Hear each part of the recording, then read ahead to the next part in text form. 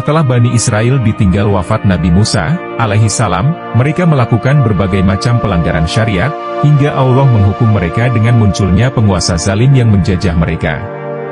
Banyak yang dijarah, dibunuh, hingga Taurat dirampas mereka. Hingga ada seorang wanita hamil berharap akan melahirkan anak lelaki calon Nabi. Allah mengabulkan harapan mereka dan lahirlah seorang anak lelaki yang diberi nama Samun. Setelah dewasa, Nabi ini diminta oleh masyarakat Bani Israel, agar menunjuk seseorang sebagai pemimpin mereka, sehingga bisa dilakukan perang melawan penjajah. Lalu sang Nabi menunjuk orang yang saleh namanya Talut. Hingga terjadilah perang melawan Jalut, dan Daud berhasil membunuh Jalut. Diceritakan dalam kitab Mukasyafatul Qulub karya Imam Al-Ghazali, pada suatu malam di bulan Ramadan, Nabi Muhammad SAW sedang berkumpul dengan para sahabat. Tiba-tiba seorang sahabat melihat Rasulullah tersenyum lalu bertanya, "Apa yang membuatmu tersenyum wahai Rasulullah?" Rasulullah menjawab, "Diperlihatkan kepadaku hari akhir ketika semua manusia dikumpulkan di padang mahsyar.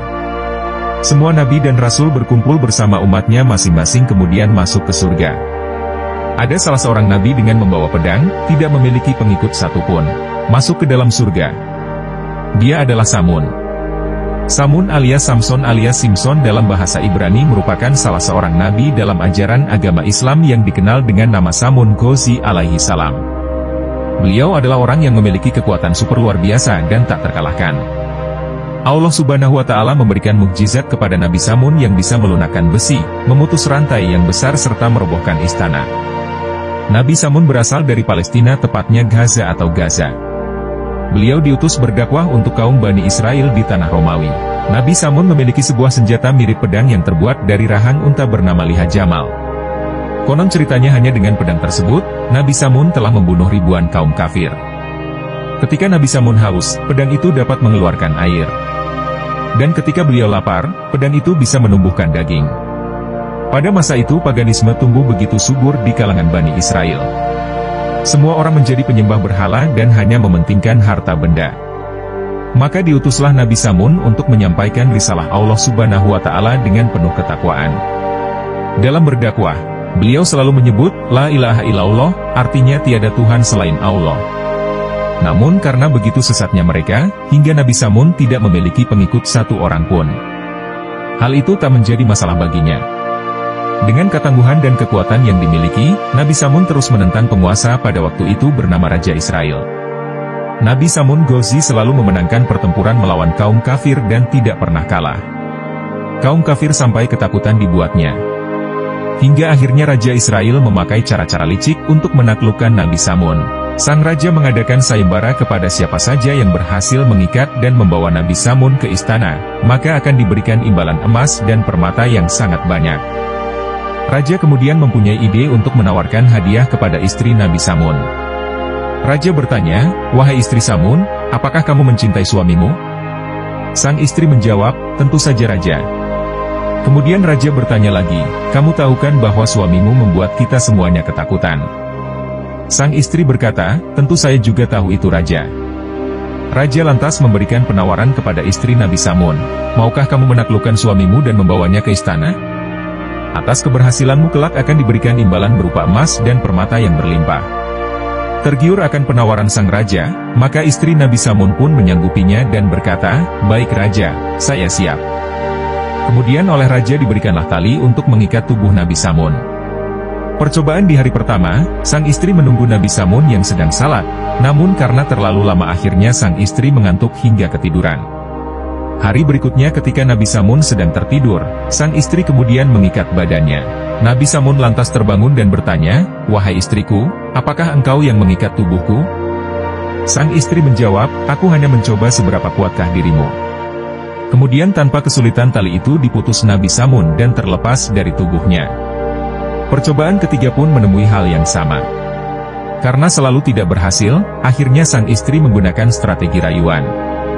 Dia bertanya kepada Nabi Samun, "Wahai suamiku, apakah gerangan yang bisa mengalahkanmu?" Karena cinta dan sayangnya Nabi Samun kepada sang istri, beliau kemudian lantas menjawab, "Ikatlah tubuhku dengan rambut-rambutku, maka itulah yang sebenarnya membuatku lemah." Nabi Samun memiliki rambut yang sangat panjang hingga menyentuh tanah. Maka keesokan harinya sang istri pun mengikat tubuh Nabi Samun dengan potongan rambutnya sendiri. Setelah lemah tak berdaya, sang istri mengabarkan kepada Raja Israel, kemudian dibawalah tubuh Nabi Samun ke istana. Di sana beliau disiksa dan akan dibunuh secara perlahan.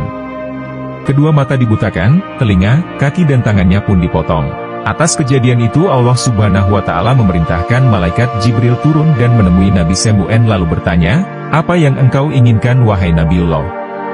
Nabi Samun menjawab, "Saya minta ampun atas kesalahan yang seharusnya tidak saya beritahukan kepada siapapun termasuk istri saya. Dan saya meminta agar kekuatan saya dikembalikan hingga bisa menggerakkan tiang istana ini." Seketika itu juga kekuatan Nabi Samun dikembalikan oleh Allah, hingga beliau bisa menghancurkan tiang dan merobohkan istana. Reruntuhan istana menjatuhi masyarakat, sang Raja Israel dan bahkan istrinya sendiri, hanya Nabi Samun saja yang hidup. Kemudian dikembalikan kedua kaki, tangan, telinga dan mata beliau. Nabi Samun kemudian bersumpah bahwa dia akan melawan kebatilan dan beribadah selama 1000 bulan tanpa henti. Dalam cerita nabi-nabi, Nabi Samun telah melaksanakan ibadah puasa di siang hari dan salat malam selama lebih kurang 1000 bulan tanpa terputus. Setelah mendengar kisah Nabi Samun Al-Ghazi, banyak sahabat Nabi Muhammad SAW yang terharu dan meneteskan air mata. Lalu bertanyalah sahabat kepada Rasulullah, "Wahai Rasulullah, betapa besar ganjaran yang diterima Nabi Samun Al-Ghazi alaihissalam. Beliau memberantas kebatilan selama 1000 bulan. Malamnya beliau beribadah dan siangnya berpuasa serta berjihad. Sedangkan kami yang lemah ini tidak mampu melakukan ibadah itu." Nabi Muhammad SAW kemudian terdiam sejenak. Di saat itulah turun wahyu dari Allah surat Al-Qadar ayat 1-5 sebagai berikut. "Sesungguhnya kami telah menurunkannya, Al-Quran, pada malam Qadar. Dan tahukah kamu apakah malam kemuliaan? Malam kemuliaan itu lebih baik dari 1000 bulan. Pada malam itu turun para malaikat dan ruh, Jibril, dengan izin Tuhannya untuk mengatur semua urusan. Sejahteralah malam itu, hingga terbit fajar." Rasulullah kemudian bersabda, "Burulah malam Lailatul Qadar ini, kalian hanya mengamalkan 1 malam dan mendapatkan malam Lailatul Qadar itu. Maka kamu akan mendapatkan lebih baik daripada beribadah 1000 bulan seperti Nabi Samun Al-Ghazi alaihissalam." Tidak ada yang tahu kapan malam Lailatul Qadar itu hadir. Malam di mana cahaya surga menerangi bumi. Malam di mana Tuhan menyeka air mata dan dosa-dosa manusia. Beberapa pendapat ulama menganjurkan kepada kita untuk memperbanyak ibadah di 10 hari terakhir bulan Ramadan untuk mendapatkan malam Lailatul Qadar.